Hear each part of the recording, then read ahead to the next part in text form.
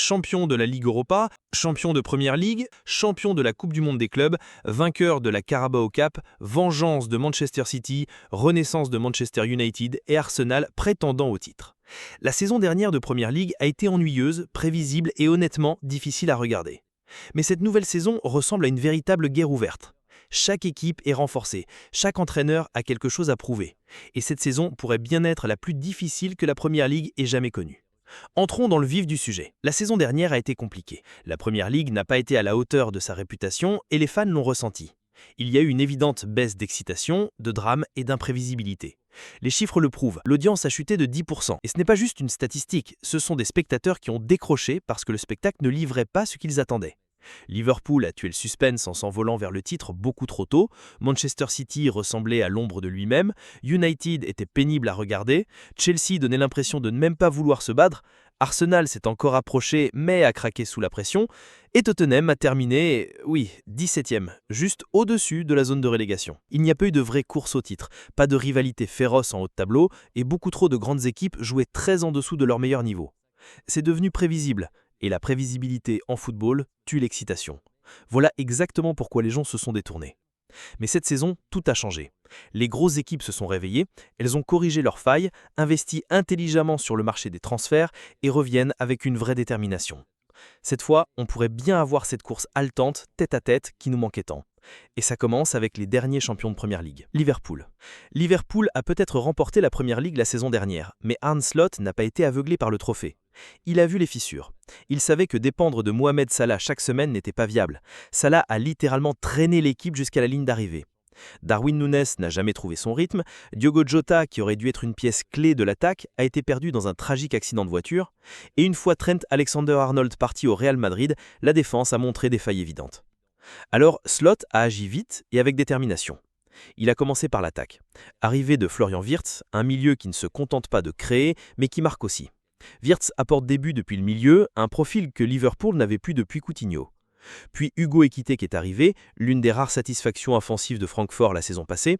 Il n'est pas là juste pour occuper un poste, il est là pour apporter les buts que Núñez n'a pas su inscrire. Slot ne s'est pas arrêté là. La perte de Trent Alexander-Arnold était énorme, pas seulement défensivement, mais aussi créativement. Plutôt que de chercher un clone, il a opté pour un latéral droit plus agressif, porté vers l'avant et bien plus adapté à son système. À gauche, il a ajouté Kirk, un arrière latéral offrant à la fois sécurité défensive et largeur offensive. En résumé, Slot a changé toute la dynamique de l'équipe. Il n'a pas juste colmaté des brèches, il a élevé le système. Il a construit une équipe qui ne dépend plus des éclairs de génie d'un seul joueur. Désormais, les buts, la créativité et l'intensité peuvent venir de partout. Liverpool ne se contente pas de défendre son titre, ils reviennent plus affûtés, plus complets et bien plus équilibrés. Manchester City. Trophée vierge, blessé dans son orgueil, mais sans doute plus dangereux que jamais. C'est étrange à dire, mais Manchester City est resté bredouille la saison passée. Pas de Première Ligue, pas de Ligue des Champions, même pas une Coupe nationale. Et la raison était évidente, le noyau de l'équipe toute puissante commençait à décliner. Le milieu de terrain, Kevin De Bruyne a été freiné par les blessures, Ilkay Gundogan, si crucial dans les grands matchs, était déjà parti, même Rodri, le cœur de l'entrejeu, a manqué bonne partie de la saison. Sans eux, City a perdu le contrôle et n'a plus su dominer comme d'habitude. Ajoutez à cela une défense décimée par les blessures et la machine parfaitement huilée de Pep Guardiola s'est grippée. Mais Pep n'est pas du genre à rester immobile. Cet été, il a reconstruit son milieu.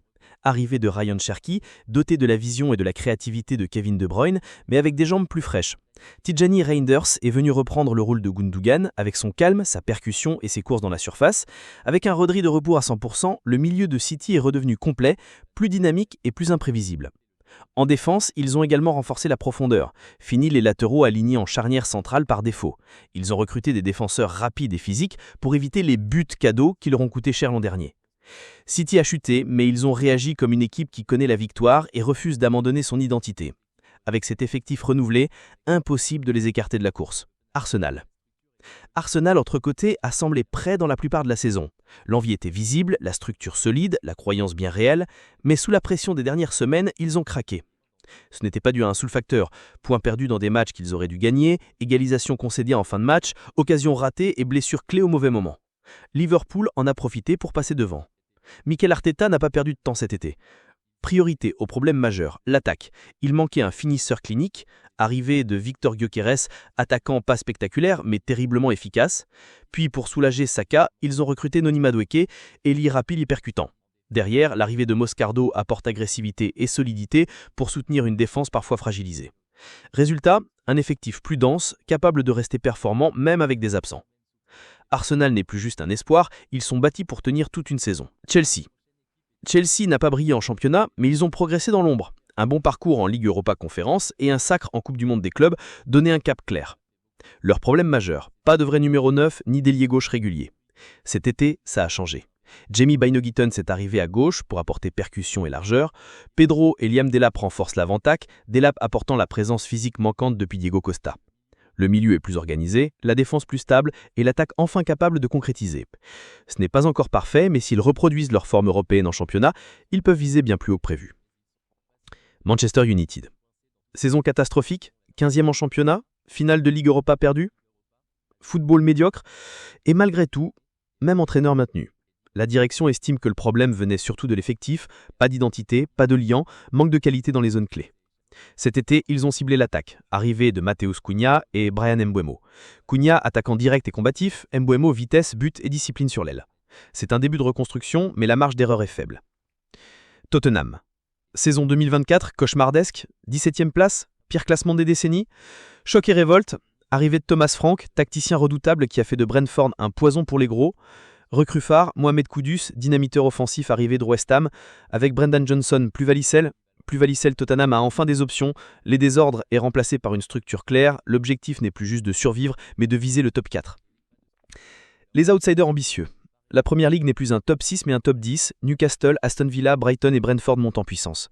Newcastle, perte de Isak au profit de Liverpool mais recrutement intelligent avec Anthony Elanga. Aston Villa, constance et structure sous Unai Emery, désormais de vrais candidats. Brighton, modèle de recrutement toujours solide malgré des départs chaque année. Brentford, Thomas Frank parti, mais la structure reste forte sous Keith Andrews. Ces équipes sont prêtes à bondir au moindre faux pas d'un gros. Avec autant d'équipes armées pour la saison, la bataille pour le titre, le top 4 et même le top 10 s'annonce brutale. Et maintenant, c'est à vous de jouer. Quel club soulèvera le trophée cette saison? Dites-le moi dans les commentaires. J'ai hâte de lire vos pronostics. Et si vous voulez suivre chaque rebondissement de cette guerre en Première Ligue, abonnez-vous et activez la cloche. La saison ne fait que commencer et vous ne voulez rien manquer.